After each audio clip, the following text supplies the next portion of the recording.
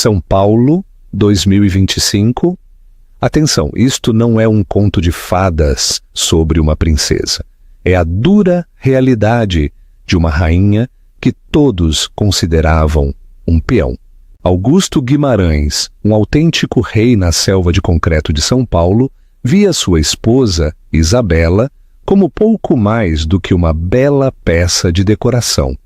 Na noite mais transcendental de sua carreira, o baile anual do Fundo Legado Metropolitano, FLM, Augusto se postou diante de seus rivais, sócios e da imprensa e a humilhou publicamente. Ele a chamou de pequena, amadora. O que ele ignorava enquanto ria às gargalhadas era que Isabela estava prestes a tomar o trono. Porque no mundo do dinheiro antigo e do novo poder, a pessoa mais silenciosa na sala, geralmente, é a mais perigosa. O apartamento na Avenida Faria Lima, 740, não era um lar. Era uma declaração, uma fortaleza de mármore italiano bege e paredes de vidro que julgavam com severidade o Parque Ibirapuera, adornada com arte comprada pelo seu valor de investimento, não por sua beleza. Este era o mundo de Augusto Guimarães, e Isabela Guimarães simplesmente vivia nele. Augusto era um homem cinzelado em granito e ambição. Era o CEO da Guimarães Empreendimentos, um império imobiliário que havia devorado metade do skyline de São Paulo. Ele não o havia herdado, ele o havia transformado em uma arma. Alto, com uma distinta cabeleira prateada, vestia ternos Brioni sob medida que pareciam repelir o pó e a fraqueza por igual. Sua voz, um murmúrio grave, esperava e sempre obtinha obediência absoluta. E então estava Isabela. Para Augusto, Isabela era sua maior aquisição. Ela era uma Drummond. Os Drummond eram de râncio aboliscengo, aquele tipo de dinheiro que sussurrava nos salões dos jardins e possuía empoeiradas bibliotecas em fazendas no interior. Eles tinham a única coisa que Augusto não podia construir, um legado. Ele havia se casado com ela há uma década, fundindo sua riqueza de força bruta com seu silencioso pedigree. Aos seus olhos, o acordo era simples. Ele lhe dava uma vida de luxo ilimitado. E ela, em troca, devia ser bonita, silenciosa e compreensiva. Isabela era pálida e esguia, com grandes olhos cinzentos observadores que a maioria confundia com timidez. Ela geria a casa com a silenciosa eficiência de um relógio suíço. Organizava seus jantares, filtrava seus convites e vestia a roupa precisa e elegante que ele preferia. Hoje, um simples vestido de cachemir cor creme. "O baile é esta noite, Augusto", disse suavemente, sua voz apenas perceptível sobre o zumbido da cidade. Estava em seu vasto closet com painéis de mogno, segurando 3 gravatas de seda. O carro está pronto para as 7. O escritório de Arthur Kennedy confirmou que ele falará às 9. Augusto não levantou os olhos do Patek Philippe que abotoava no pulso. "A azul? Não essa? A que tem o tecido mais fino?" rosnou, tirando-a de suas mãos.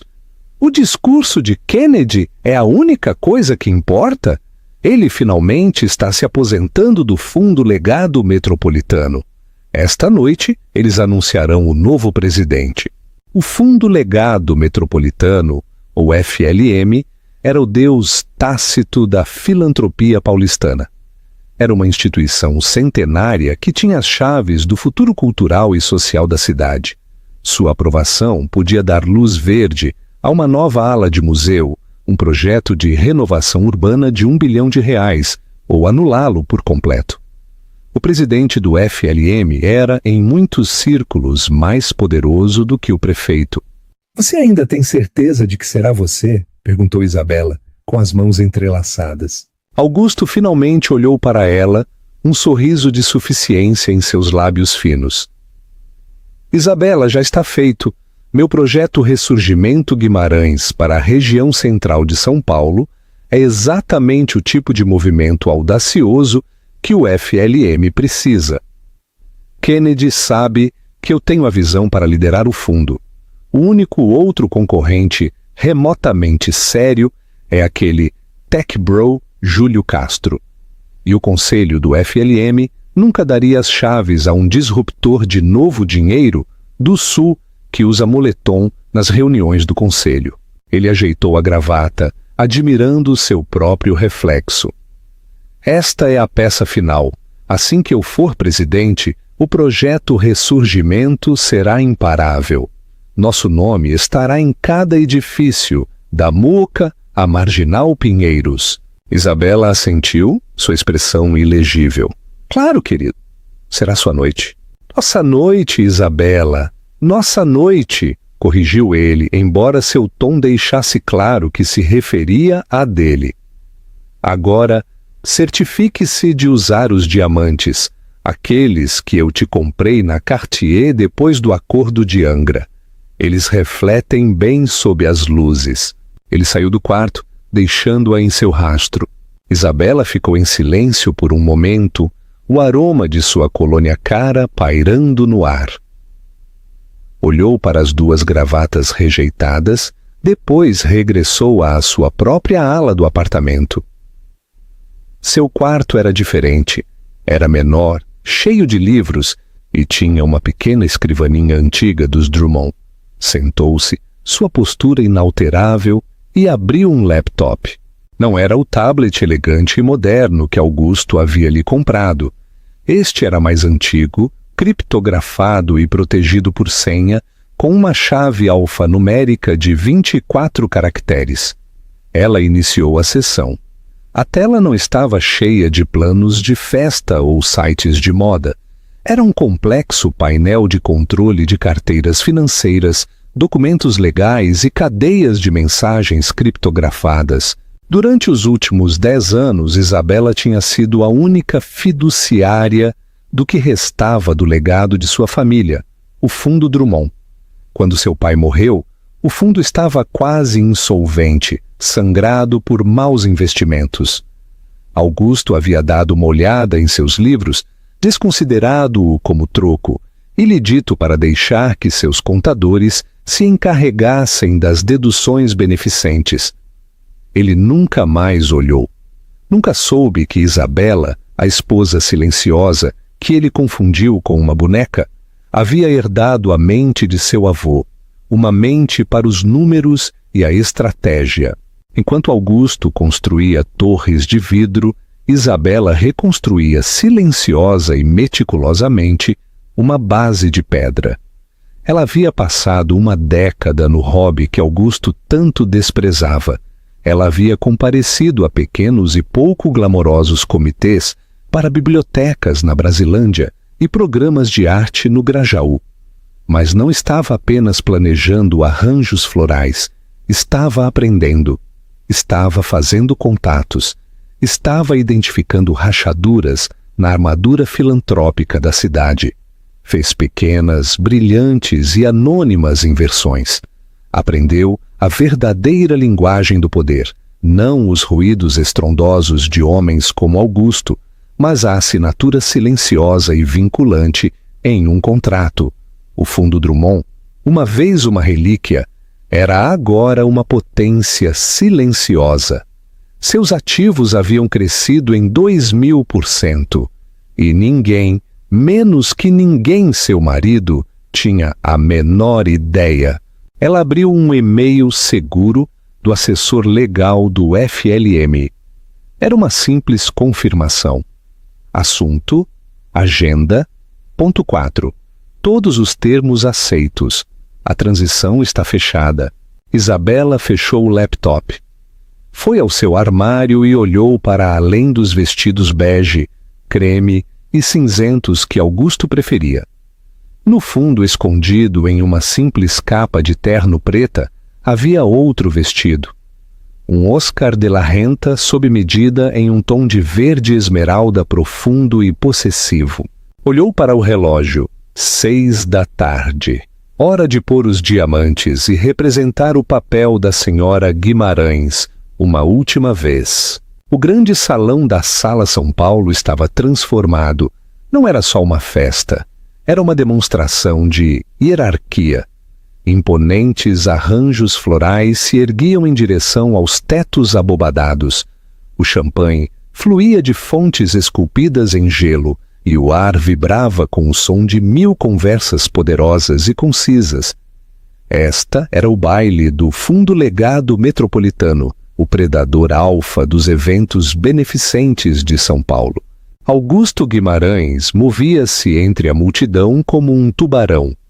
Isabela ia de braço dado, um acessório perfeito e silencioso, em um vestido dourado pálido e os obrigatórios diamantes Cartier.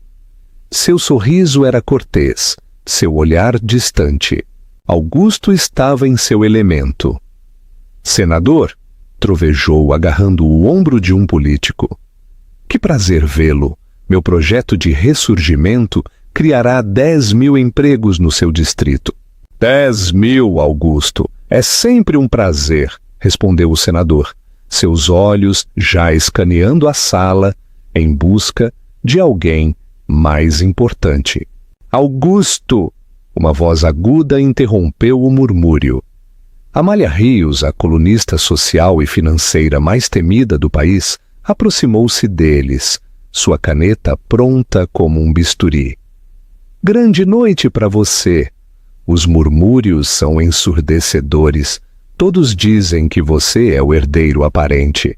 Augusto lhe dedicou seu sorriso mais encantador e predador. Amália, sabe que só estou aqui para apoiar o fundo.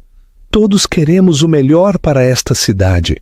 Claro, disse ela, seu próprio sorriso igualmente afiado.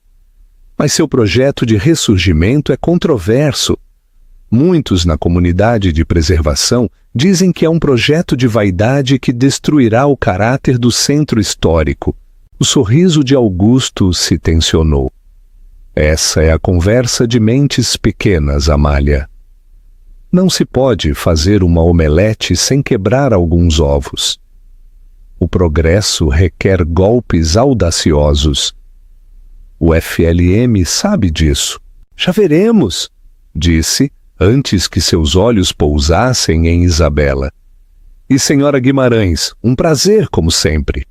Está radiante. Qual é o seu papel neste grande ressurgimento? Antes que Isabela pudesse abrir a boca, Augusto soltou uma risada alta e desdenhosa.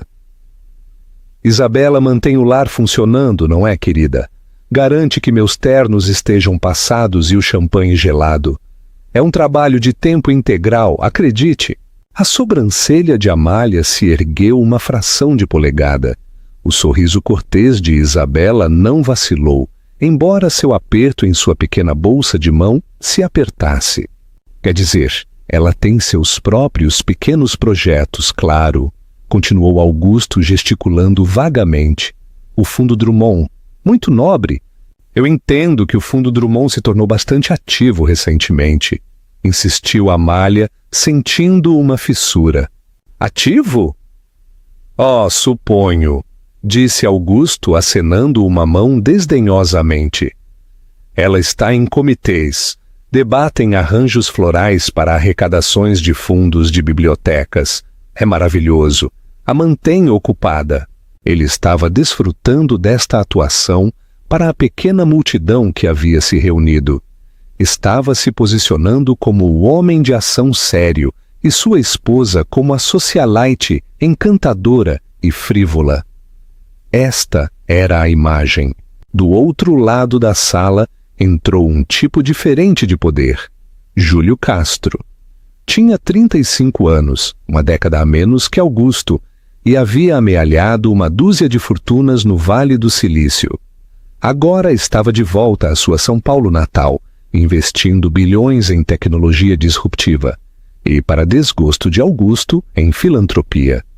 Vestia um terno Tom Ford escuro, impecavelmente sob medida, mas sem gravata. Augusto, disse Castro, sua voz suave e clara. Assentiu cortesmente. Isabela, você está maravilhosa. Houve uma mudança imediata e sutil em seu tom. Quando falou com Augusto, foi um desafio. Quando falou com Isabela, foi com um respeito genuíno, quase curioso. Castro, respondeu Augusto, sua voz pingando com condescendência. Surpreso em vê-lo aqui, pensei que seu pessoal fosse mais digital. Burning Man. Não, o FLM é o coração de São Paulo, Augusto. Sou paulistano, disse Castro simplesmente. Só espero que a nova liderança do fundo tenha uma visão para o próximo século, não para o último. Isto foi um golpe direto no projeto de Augusto, que era pura arrogância de tijolo e argamassa. Visão, zombou Augusto. Visão não se trata de aplicativos e algoritmos, meu filho. Se trata de aço. Se trata de concreto. Se trata de correr um risco e construir algo permanente. Permanente pode ser sinônimo de obsoleto, Augusto, replicou Castro sorvendo seu champanhe. O futuro não se trata de construir sobre a cidade. Se trata de construir nela, conectar comunidades, infraestrutura digital, verde e sustentável. Isso é bonito, disse Augusto, seu rosto vermelho. Você fique com seus videogames. Nós cuidaremos do mundo real. O olhar de Júlio Castro desviou de Augusto para Isabela, que havia estado observando a troca com a tranquila intensidade de uma mestre de xadrez. E você, Isabela?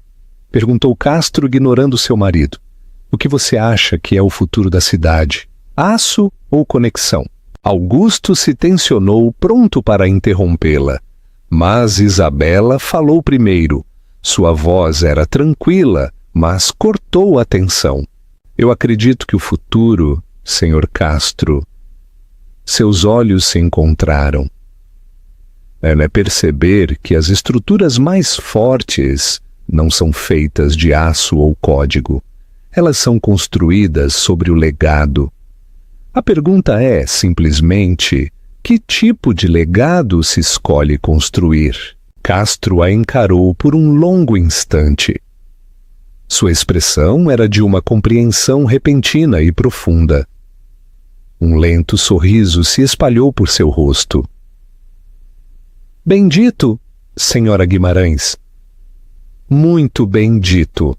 Augusto, no entanto, estava furioso. Ele odiava ser ofuscado, odiava que Castro tivesse se dirigido a ela e odiava a confiança em seu tom. Ele a agarrou pelo cotovelo, seus dedos cravando em seu braço. Se nos dão licença, rosnou Augusto, arrastando-a.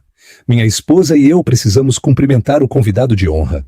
Ele a levou em direção ao estrado onde Arthur Kennedy, o idoso presidente cessante de cabelo nevado, presidia a reunião. Augusto fumegava, viu seu intercâmbio com Castro como uma traição e um vexame.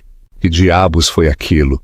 Sibilou em seu ouvido, seu sorriso ainda grudado em seu rosto para a multidão. Eu estava respondendo a uma pergunta, disse Isabela, sua voz perfeitamente nivelada. Você não responde perguntas, Isabela. Você sorri. Você me deixa falar, especialmente com aquele punk. Você me fez parecer fraco, condescendendo com as bobagens dele. Ele me pediu minha opinião. É sua opinião? Sussurrou, sua voz vibrando de raiva. Sua opinião é o que eu te disser que é. Você é uma Guimarães, você é minha esposa. Seu único trabalho esta noite é ficar aí, parecer linda e não estragar isto para mim, entendeu? Isabela olhou para ele. Seu rosto estava pálido, mas seus olhos não eram tímidos. Eram frios. Eram da cor do oceano pouco antes de uma tempestade. Ela não disse nada. Simplesmente extraiu seu braço de seu aperto, alisou o tecido de seu vestido e voltou a fixar o sorriso em seu rosto. Augusto tomou seu silêncio como submissão. Estava, como de costume, catastroficamente errado. O salão de jantar principal era um mar de gravatas pretas e joias reluzentes. estavam sentados na mesa presidencial, a mesa 1, bem ao lado do pódio. Augusto estava em seu elemento, irradiando confiança. Tinha Arthur Kennedy à sua direita e o prefeito à sua esquerda. Isabela estava sentada entre Augusto e uma idosa benfeitora que falava de seu poodle. Augusto presidia. Havia tomado 3 taças de champanhe antes do jantar e 2 taças de um Borgonha muito caro com seu filé mignon.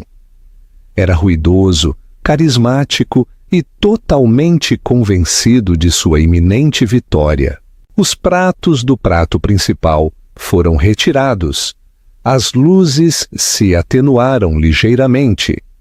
Arthur Kennedy permaneceu na mesa, mas o anfitrião do baile, um famoso apresentador de notícias, subiu ao palco para ganhar tempo antes dos discursos principais. Amália Rios, a colunista, materializou-se em sua mesa com seu bloco de notas na mão.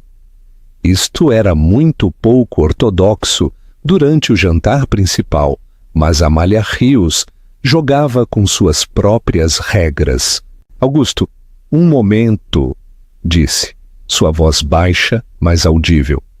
O murmúrio na mesa silenciou. Estou escrevendo um artigo sobre o futuro do fundo para a edição antecipada de amanhã. Meu editor está me pressionando. O rumor é que seu projeto de ressurgimento é o favorito para o primeiro subsídio de 9 dígitos do fundo sob o novo presidente. Algum comentário? Augusto sorriu. Era isto. A narrativa estava se sedimentando diante de seus próprios olhos. Só posso dizer, disse alto o suficiente para que as mesas circundantes ouvissem, que a Guimarães Empreendimentos está profundamente comprometida com o futuro desta cidade. Acreditamos em construir, não apenas em falar, mas alguns, pressionou Amália, dizem que o projeto depende inteiramente de que o senhor seja nomeado presidente, que é um conflito de interesses, que o fundo estaria apoiando sua própria empresa. O rosto de Augusto se obscureceu. Isso é calúnia, Amália. O projeto se baseia em seus próprios méritos. É o único sobre a mesa grande o suficiente para importar de verdade. E o que acontece com a oposição? Perguntou ela. A proposta Conexão Verde de Júlio Castro, por exemplo, é menor, mais focada na comunidade e tem muito apoio popular, Augusto. Ele soltou uma risada curta e aguda. Castro? Isso não é uma proposta. É um panfleto. É uma fantasia desenhada em um guardanapo. Não se pode impulsionar uma cidade com ciclovias e Wi-Fi grátis, Amália. Se precisa de garra. Se precisa de aço. Então Amália girou sua caneta e sua atenção para Isabela.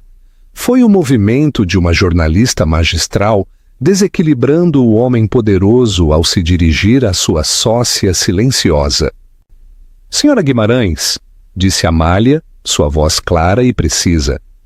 A senhora dirige o Fundo Drummond. É um dos nomes mais antigos nesta sala. Seu fundo se concentra na comunidade, nas artes, nos mesmos esforços populares que o Sr. Castro parece defender.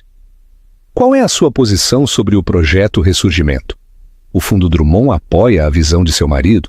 A mesa ficou em absoluto silêncio. O prefeito parou sua colher a meio caminho de sua sobremesa. Arthur Kennedy girou a cabeça, seus olhos antigos e inteligentes, fixos em Isabela. Augusto viu isso como um ataque, uma forma de dividi-lo.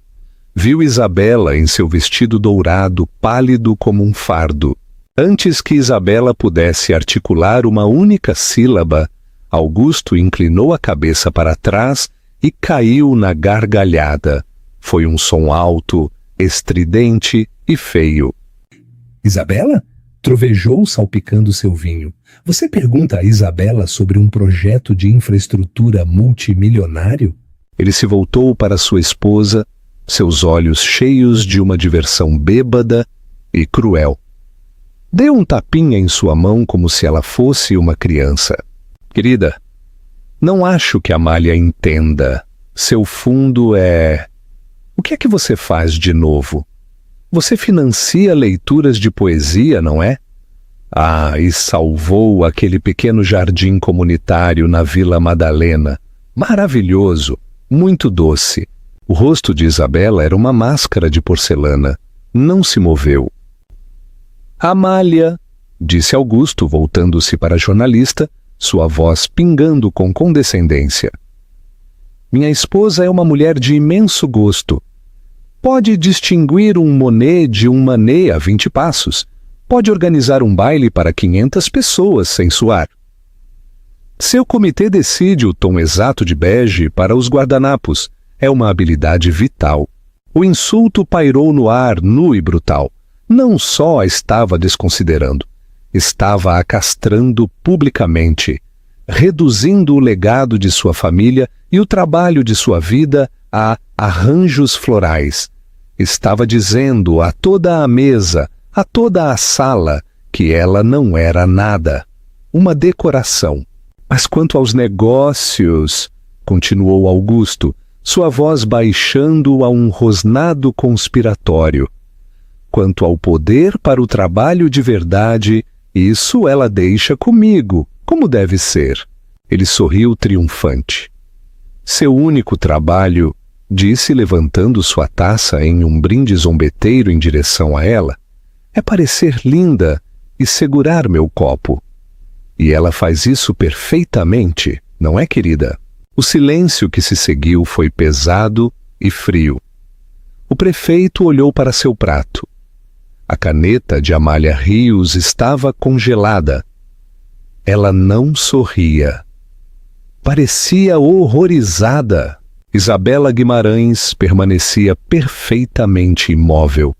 O sangue havia drenado de seu rosto, deixando-a completamente branca contra o ouro de seu vestido, seus olhos cinzentos fixos em Augusto. Não havia ira neles, não havia tristeza, apenas um frio ártico profundo, uma finalidade. Ela não chorou, não gritou. Lentamente, deliberadamente, colocou seu guardanapo sobre a mesa. Empurrou sua cadeira para trás, as pernas fazendo um leve arranhado no chão de mármore. Se me dão licença, disse, sua voz um sussurro perfeitamente modulado, que, no entanto, pareceu ressoar no repentino silêncio. Ela se levantou, não olhou para Amália, nem para o prefeito, nem para Arthur Kennedy. Apenas olhou para seu marido. Então deu as costas e se afastou da mesa. Não fugiu para o toalete. Caminhou tranquilamente, com uma postura perfeita, diretamente para fora do salão de jantar principal e para o hall, desaparecendo de vista. Augusto a viu ir, um lampejo de aborrecimento em seus olhos. Teatro! Murmurou para a mesa, forçando uma risada. Provavelmente está chateada por uma unha quebrada. Ela voltará. Agora, Amália, sobre aquela bobagem de conflito de interesses. Mas ninguém escutava. Todos olhavam para a cadeira vazia onde Isabela havia estado. Arthur Kennedy lentamente desviou seu olhar da porta para Augusto, sua expressão indecifrável. Do outro lado da sala, em sua própria mesa, Júlio Castro havia observado toda a troca. Ele não sorria. Olhou para a porta por onde Isabela havia desaparecido. Depois voltou a olhar para o inconsciente e pontificador Augusto. E então Júlio Castro sorriu. Era um sorriso de pura, inalterada antecipação. O bom humor de Augusto havia sido espetado.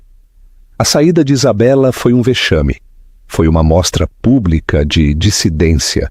E ele a odiava. Tentou se recuperar de dirigir a conversação de volta ao seu projeto. Mas a energia na mesa havia mudado. A confiança suave e constante havia ido, substituída por uma cortesia forçada. Ela é sensível, ofereceu Augusto ao prefeito, que agora estudava meticulosamente seu garfo de sobremesa. Os Drummond são todos assim, muito temperamentais, artísticos. Claro, murmurou o prefeito evasivamente. Augusto ficou de mau humor. Calculou mentalmente o custo desta petulância. Outra doação ao seu pequeno fundo, uma nova pulseira. Era exasperante. Estava prestes a alcançar o maior triunfo de sua vida, e ela tinha que armar um escândalo por uma piada inofensiva. Era, pensou, profundamente egoísta. Olhou para o relógio. 8h50 da noite. Ela voltará, murmurou para si mesmo. Sabe que tem que estar aqui para o anúncio. As luzes se atenuaram ainda mais. O anfitrião regressou ao pódio. E agora? A voz do apresentador encheu a sala. É uma grande honra para mim apresentar um homem que tem sido o guardião do grande legado de nossa cidade por 3 décadas, um titã da indústria, um mecenas das artes e um verdadeiro paulistano. Demos as boas-vindas, para seu discurso final como presidente, ao honorável Arthur K. Kennedy. A sala irrompeu em uma ovação, de pé, sustentada e respeitosa. Arthur, um homem de 80 anos, com as costas retas, como uma tábua e olhos azuis claros, caminhou lentamente para o pódio. Ajustou o microfone. Augusto endireitou sua jaqueta Brioni, alisou sua gravata, olhou para o assento vazio ao seu lado. Maldita seja! Forçou um sorriso magnânimo e confiante em seu rosto. Este era o seu momento. Arthur bateu no microfone. A sala ficou em silêncio. Obrigado. A voz de Arthur era frágil, mas tinha uma imensa autoridade. Obrigado a todos. Durante 30 anos eu tive o privilégio de estar à frente desta grande instituição. O Fundo Legado Metropolitano é mais do que uma coleção de ativos. É a consciência de nossa cidade. Fez uma pausa, olhando o mar de rostos. Quando assumi este cargo, continuou, a cidade estava em um momento diferente. Precisávamos ser audazes, precisávamos construir, precisávamos mostrar ao mundo que São Paulo era forte, permanente e inabalável. Construímos com aço. Augusto sorriu, empurrou sutilmente o prefeito. Olha, ele está falando de mim.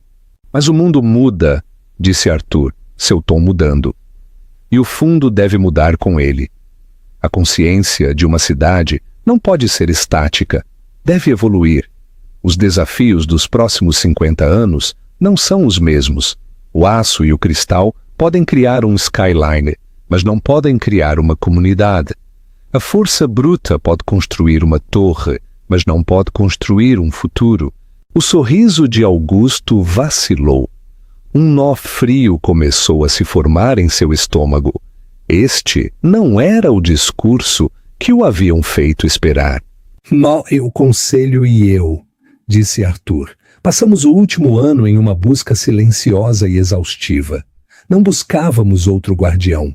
Buscávamos um visionário, não buscávamos a voz mais forte na sala.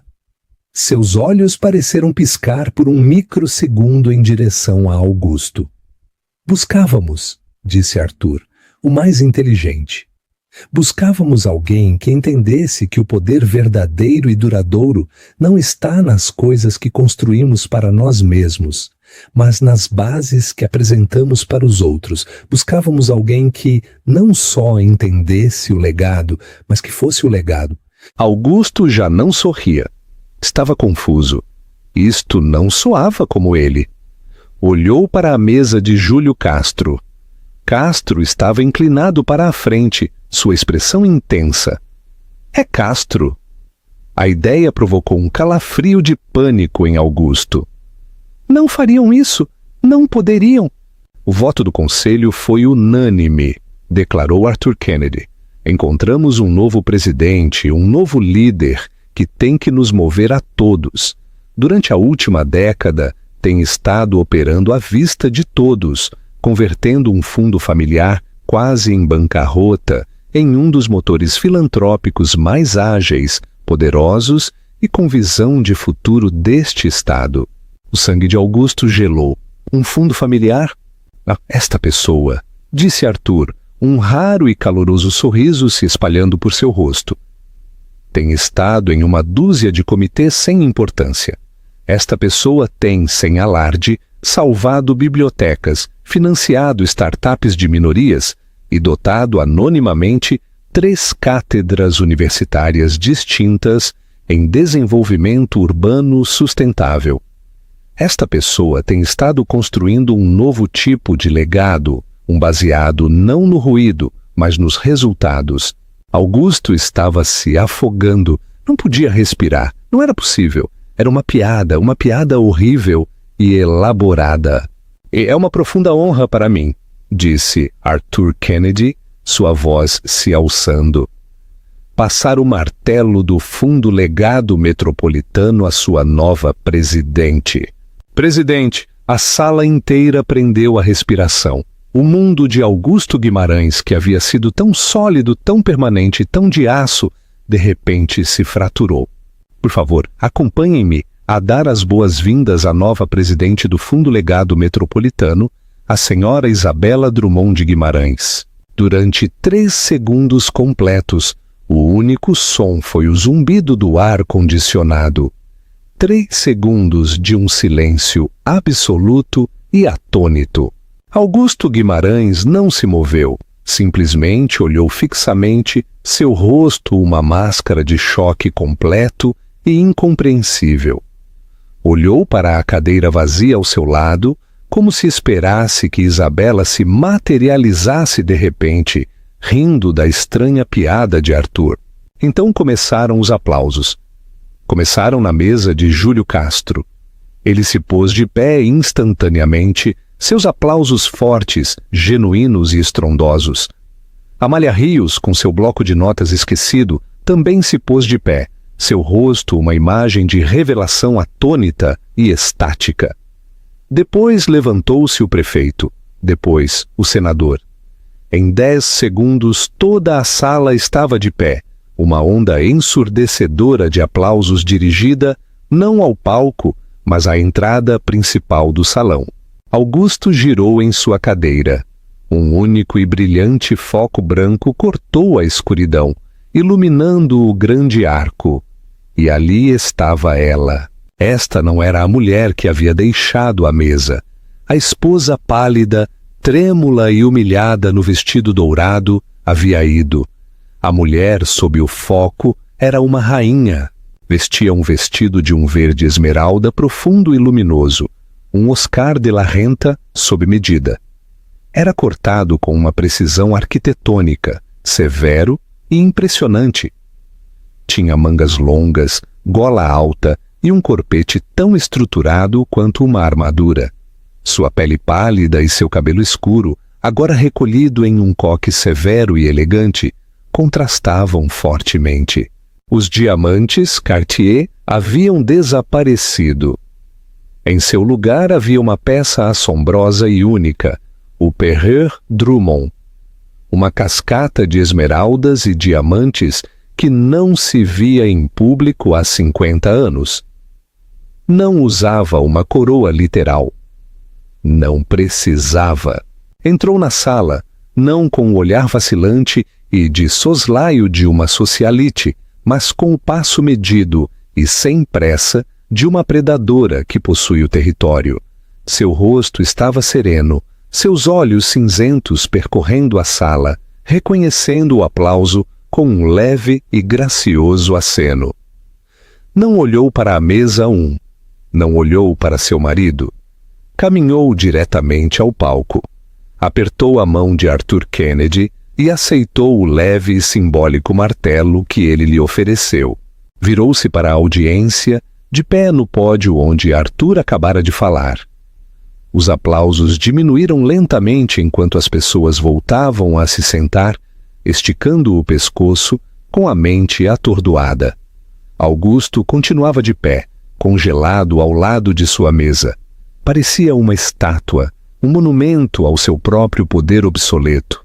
Isabela ajustou o microfone, deu uma pequena batida, esperou. Obrigada, Arthur, disse. Sua voz não era o sussurro ao qual ele estava acostumado. Era clara, nítida e amplificada, ressoando com uma autoridade musical que enchia cada canto do vasto salão. Obrigada ao conselho e a todos vocês. Olhou para a sala. Durante gerações, começou. O Fundo Legado Metropolitano tem sido a base de nossa cidade. Tem sido, como tão acertadamente disse Arthur, nossa força, nosso aço. Mas a cidade está mudando. O mundo está mudando. E o legado não é um monumento que você constrói e abandona. É um jardim. Deve ser cuidado, deve ser alimentado. E às vezes, seus olhos percorreram a sala. Deve ser podado. Um murmúrio nervoso percorreu a multidão. A missão do fundo deve evoluir, continuou sua voz ganhando força. Já não podemos nos permitir financiar monumentos ao passado. Ah, fez uma pausa. Monumentos ao ego. Augusto Guimarães recuou fisicamente. Foi um assassinato em público. A partir desta noite, declarou Isabela, o FLM está girando.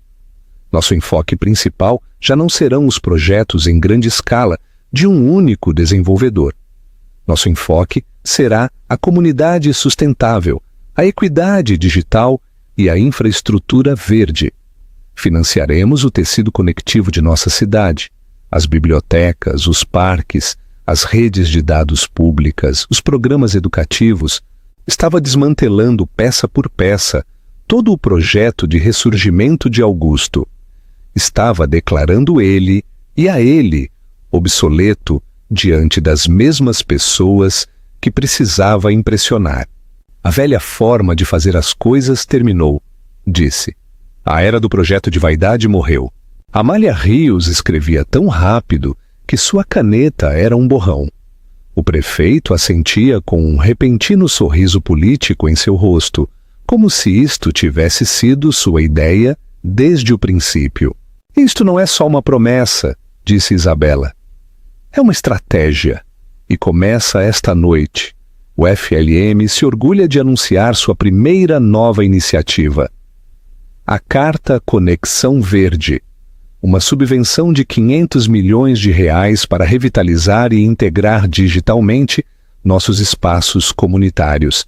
As mãos de Augusto estavam tão apertadas que seus nós dos dedos estavam brancos.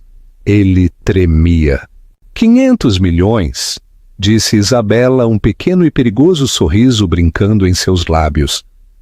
Para demonstrar que levamos a sério uma nova forma de colaboração, combinando o velho legado com uma nova visão, o FLM não financiará esta iniciativa sozinho. Nos orgulhamos de anunciar nosso novo sócio principal nesta empreitada. Ela olhou diretamente para Júlio Castro. O Fundo Legado Metropolitano se associa oficialmente com a Fundação Castro. A sala prendeu a respiração. Júlio Castro se pôs de pé, com um sorriso amplo e brilhante em seu rosto. Inclinou ligeiramente a cabeça para Isabela. Ela assentiu. Era uma coroação, um novo rei e uma rainha ungidos. Augusto Guimarães finalmente desabou em sua cadeira. Não só havia sido derrotado, havia sido aniquilado. Era um fantasma em seu próprio funeral.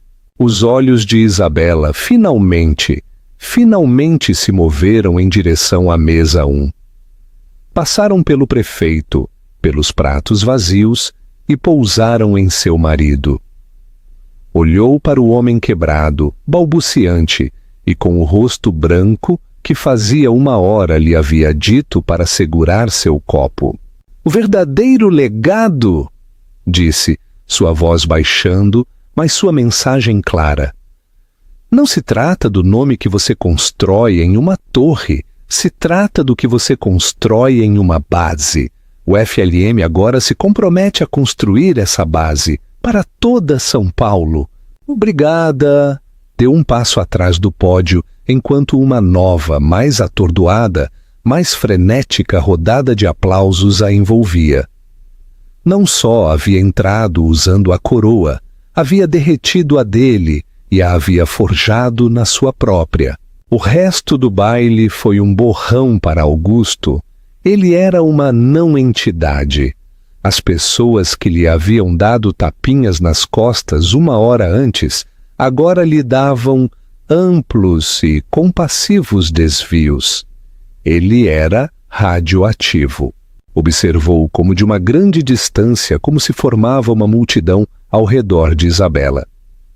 Júlio Castro estava ao seu lado. O prefeito ria, com o braço ao redor de seu ombro. Amália Rios tentava obter uma citação. Isabela estava radiante. Não era a rainha fria do palco. Agora era uma líder calorosa, atraente e aterrorizantemente competente. Falava com fluidez, sem esforço, sobre emissões de bônus, leis de zoneamento e associações de fibra óptica. Augusto se deu conta com uma pontada nauseabunda, um gênio. E o havia ocultado tudo por trás de uma máscara de comprimento bege durante 10 anos. Saiu do baile sem sequer se incomodar em procurar seu casaco. Parou nos grandes degraus da Sala São Paulo, o ar frio da noite batendo em seu rosto como um tapa. Não tinha carro. O carro era dela, arranjado por seu pessoal. Esperou na calçada como um imperador até que o motorista da Guimarães Empreendimentos, a quem havia despedido horas antes, finalmente o encontrou. A viagem de regresso à Avenida Faria Lima foi silenciosa. Sentou-se na parte traseira do Maybach, olhando as luzes da cidade. Sua cidade, uma cidade que no espaço de 30 minutos lhe havia sido roubada por sua própria esposa. Chegou ao apartamento primeiro. Caminhava de um lado para o outro pelo vasto salão de mármore, sua gravata arrancada, sua jaqueta jogada no chão, quando ouviu o suave clique do elevador privado. Ela entrou. Ainda usava o vestido esmeralda, as joias Drummond descansando sobre suas clavículas. Parecia, se era possível, ainda mais poderosa no ambiente estéril e moderno de seu lar. Passou por ele, dirigindo-se ao bar. Você! Finalmente cuspiu. Sua voz um grasnido rouco. Você! Vadia! Isabela parou. Virou-se não com medo, mas com uma espécie de curiosidade clínica. Serviu-se um pequeno copo de água. Você planejou isto? A acusou. Sua voz subindo a um grito. Você me humilhou, destruiu meu projeto, você me destruiu. Meu projeto era um monumento inflado e sobrealavancado ao seu próprio ego, Augusto, disse, sua voz tão tranquila quanto a água em seu copo. Teria levado o fundo à bancarrota e deslocado 5.000 pessoas. Foi um mau negócio. Eu matei um mau negócio. Você! Você é uma dona de casa! Rugiu a palavra soando ridícula até para seus próprios ouvidos. Você! Você planeja festas! Você! Flores! Guardanapos! Isabela tomou um pequeno gole de água. Sim, os guardanapos. Enquanto decidia o tom exato de bege, também estava escutando. Estava escutando o prefeito queixar-se de seus déficits orçamentários. Estava escutando os gestores de fundos de cobertura queixarem-se de sua alavancagem. Estava escutando os líderes comunitários na Brasilândia, a quem você nem sequer conheceu. Pensou que eu era um papel de parede, Augusto. E você era muito arrogante para olhar de perto o padrão. O fundo Drummond não é nada, gritou. É troco. Era, corrigiu ela. Quando você me cedeu, valia uns 4 milhões de reais. Esta manhã, os ativos líquidos do fundo Drummond estão avaliados em pouco mais de 1.200 milhões de reais. Augusto parou. Não podia processar o número. 1,2 bilhões de reais. Como? Você constrói com aço, eu construo com informação. Enquanto você fazia aquisições hostis, eu fazia investimentos estratégicos iniciais silenciosos. Você gosta de comprar empresas. Eu gosto de financiar fundadores. Você se surpreenderia com o que vale hoje um investimento de R$100 mil em uma empresa de biotecnologia há 10 anos ou uma pequena empresa de processamento de dados. Uma que, por sinal, o fundo de Júlio Castro adquiriu mais tarde. Ele e eu estivemos nos movendo nos mesmos círculos por anos, Augusto. Simplesmente, você nunca pensou em perguntar quem estava na sala comigo. Ela o estava expondo tudo. Os comitês de flores eram reuniões de conselho. As leituras de poesia eram propostas de investimento. Os almoços de senhoras eram sessões de estratégia com as mulheres mais poderosas da cidade. Você me usou, sussurrou, a raiva se convertendo em um frio e nauseabundo pavor. Eu te usei? Replicou ela, sua voz endurecendo pela primeira vez. Você se casou comigo pelo meu nome, me usou como um acessório, me silenciou, me desconsiderou e me menosprezou. Pensou que eu era um ativo e você tinha razão. Eu era. Só que não era seu ativo. O pavor em seu estômago era agora puro terror não adulterado. Finalmente estava vendo o tabuleiro de xadrez. Que a presidência do FLM, gaguejou. Kennedy, ele não apenas... Arthur Kennedy foi o padrinho do meu pai, disse Isabela rotundamente. Tem sido meu mentor desde que eu tinha 20 anos. Me pediu para assumir o fundo há 3 anos. Eu lhe disse que não estava pronta. Eu lhe disse que tinha um último assunto pendente. Que assunto? Sussurrou Augusto. Isabela se aproximou de sua escrivaninha antiga na esquina, abriu uma gaveta e tirou um grosso portfólio encadernado em couro. Deslizou-o sobre a mesa, de centro de mármore, em direção a ele. Guimarães Empreendimentos, disse. Ele o abriu. Seus olhos escanearam as páginas. Seu rosto se tornou mais pálido a cada linha. Era uma desagregação de sua empresa, sua dívida, seus ativos alavancados e, no final, uma lista de seus credores primários, secundários e terciários. Ele não entendia. O que é isto? Lembra-se do Phoenix Capital Group? Perguntou ela. O fundo asiático anônimo que salvou o seu acordo da Avenida Paulista há 5 anos. O que comprou toda a sua dívida tóxica e a reestruturou. Ele assentiu confuso. Me salvaram. Essa fui eu, disse Isabela. O mundo de Augusto cambaleou sobre seu eixo. Foi a primeira aquisição importante do fundo Drummond, explicou. Você estava sobrealavancado. Estava prestes a perder tudo. Eu não podia permitir. Precisava que você continuasse no topo. Precisava que você continuasse construindo, que continuasse pedindo emprestado, que continuasse se expandindo, que continuasse cavando sua própria tumba. Eu tenho sido seu credor principal durante 5 anos, Augusto. Ele a olhou com a boca aberta, sem que saísse nenhum som. Era uma mosca em uma teia de aranha que nunca havia visto. Não só me possui, sussurrou. Eu sou dona deste apartamento, disse ela. Eu sou dona do carro em que você viaja.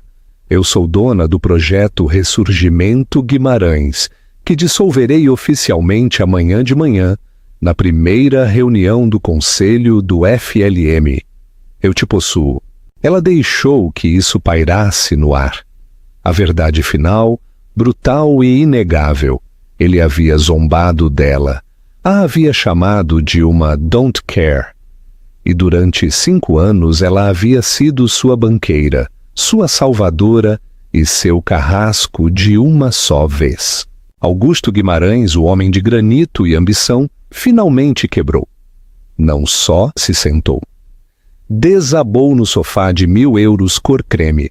Seu corpo, momentos antes vibrante de raiva, agora estava completamente flácido. Afundou a cabeça entre as mãos, os cotovelos nos joelhos.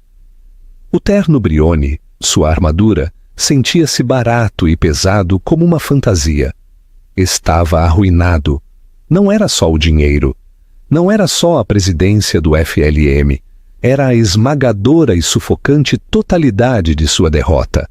Era a compreensão de que toda a sua vida, todo o seu império, havia sido uma peça de teatro dirigida pela única pessoa a quem nem sequer havia considerado uma atriz. Ele havia estado jogando damas contra uma grande mestre, e ela havia estado jogando durante uma década. O apartamento, seu apartamento, estava em silêncio. O único som era o zumbido distante e indiferente da cidade que havia pretendido conquistar. Por quê? Perguntou finalmente. Sua voz não era um rugido. Era um grasnido seco e oco que foi engolido pela cavernosa habitação. Por quê? Tudo isto?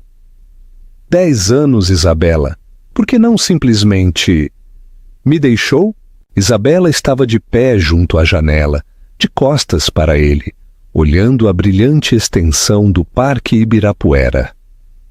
O esmeralda de seu vestido parecia absorver as luzes da cidade. Te deixar, Augusto? Disse, sua voz tranquila e reflexiva. Isso teria sido incompleto. Teria sido um ato emocional. Isto não se tratava de emoção. Se tratava de restauração. Ela se virou. Seu rosto não estava cheio de ódio, nem sequer de triunfo. Era o rosto desapaixonado e objetivo de uma CEO que acabara de completar com sucesso uma aquisição hostil. Você estava destruindo o nome de minha família, afirmou simplesmente. Não só se casou comigo, você consumiu meu legado. Tomou o nome Drummond, um nome que significava algo nesta cidade, e o converteu em uma piada, uma nota de rodapé nas páginas sociais. A esposa silenciosa, bonita e estúpida de Augusto Guimarães. Começou a caminhar lentamente em direção a ele, seus saltos fazendo clique com a finalidade de um chão de mármore.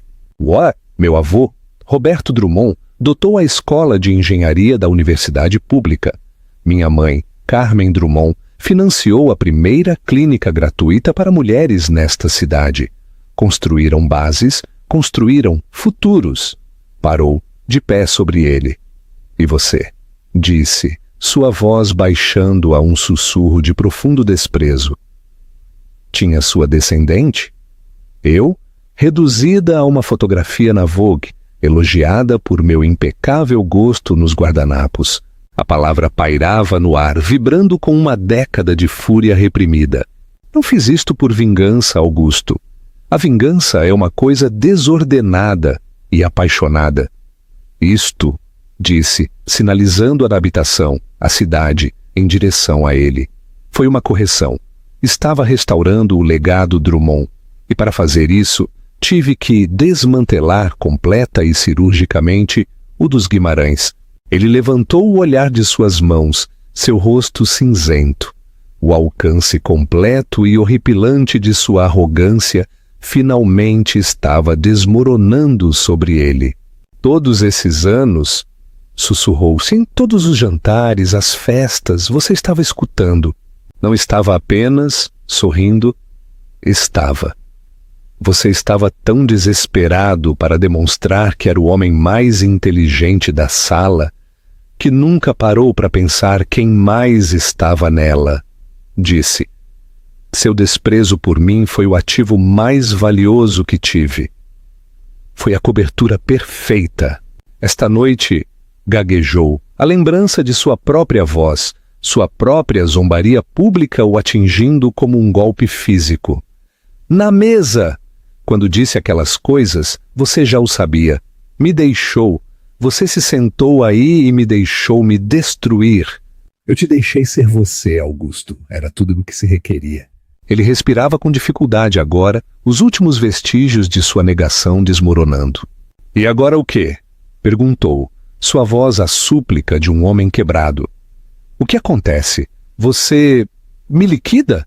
Me expulsa para a rua? Não seja dramático, disse, sua voz desprovida de piedade. Isto não é uma telenovela, isto é uma transação. Caminhou para a enorme mesa de centro de cristal. De sua pequena bolsa de mão esmeralda, tirou uma chave e abriu uma gaveta na escrivaninha antiga dos Drummond, na esquina. Sua escrivaninha, que ele sempre havia considerado uma peça frívola e sentimental. Tirou 2 portfólios encadernados em couro.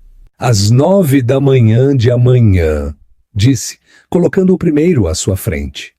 A Guimarães Empreendimentos e todas as suas subsidiárias serão oficialmente absorvidas por um novo braço de desenvolvimento urbano do Fundo Drummond, um braço que presidirei em conjunto com minhas funções no FLM.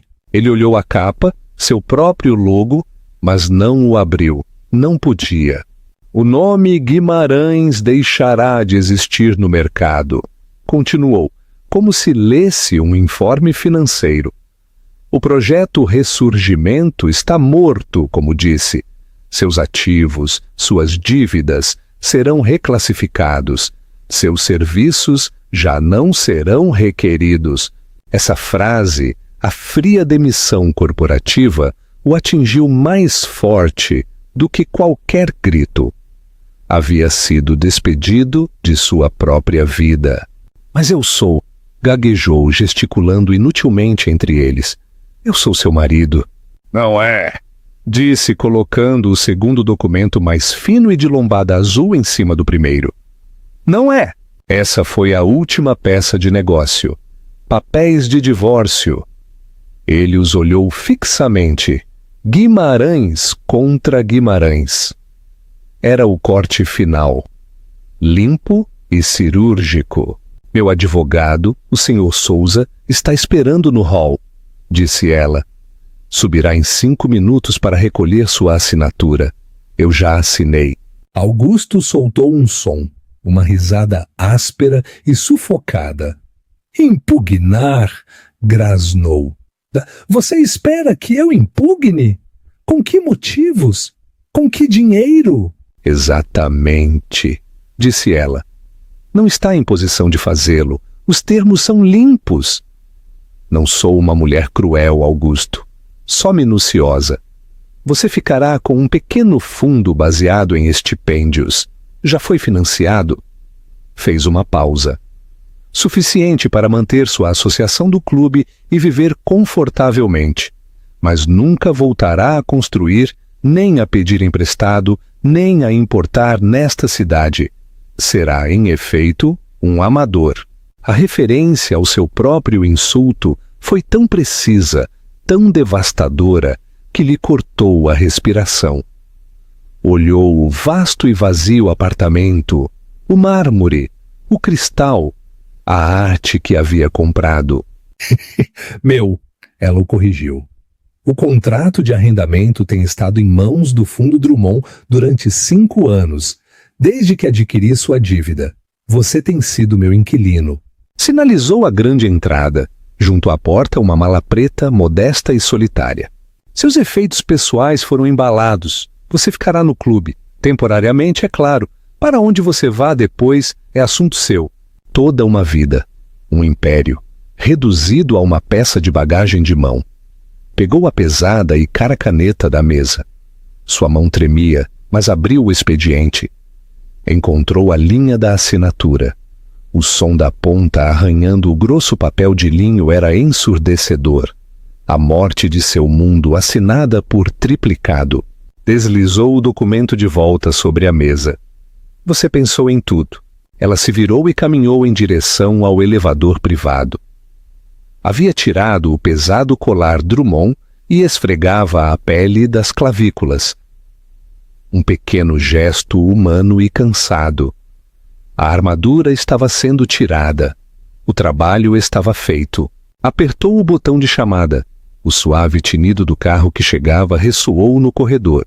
Isabela, disse, sua voz rouca. Ela parou com a mão na porta do elevador que se abria, mas não se virou. Aquela piada que fiz esta noite, gaguejou, a vergonha finalmente ardendo em sua garganta. Na mesa, sobre você segurando meu copo. Eu me lembro, disse ela, sua voz tranquila. Foi eu. Ele não sabia o que tentava dizer, pedir perdão, explicar. Tudo era inútil. Ela o interrompeu, sua voz suave, mas absolutamente definitiva. Foi a verdade, Augusto. Ele levantou o olhar confuso. Foi a única coisa verdadeira que você disse em toda a noite. Simplesmente você identificou mal os papéis. Ela entrou no elevador com espelhos e se virou para olhá-lo pela última vez. A mulher que ele nunca viu, no vestido esmeralda, seus olhos cinzentos tão claros e frios quanto o inverno. Você vê? Disse, enquanto as pesadas portas de bronze começavam a se fechar. Você nunca foi o rei. Você era apenas o homem que segurava meu copo enquanto eu comprava o bar. As portas se fecharam com um suave e final silvo, selando-o.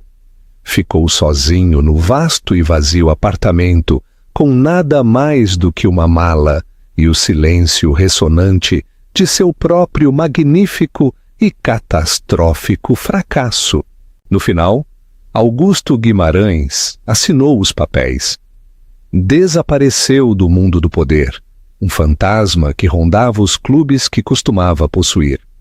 O artigo de Amália Rios sobre o golpe do baile se tornou o mais lido na história do país, uma lenda moderna de poder, arrogância e a tranquila e invisível genialidade de Isabela Drummond de Guimarães. Isabela, é claro, prosperou como presidente do FLM e chefe do Fundo Drummond. Ela e Júlio Castro refizeram fundamentalmente a cidade, focando nas mesmas comunidades que Augusto havia desprezado. Nunca se voltou a caçar. Não precisava. Estava muito ocupada construindo seu próprio legado. Um de aço, sim, mas de um aço mais forte. O tipo forjado no silêncio, na paciência e em um propósito absolutamente inquebrantável. E o que você achou do plano de uma década de Isabela? Foi brilhante ou foi a sangue frio? Deixe seus comentários abaixo.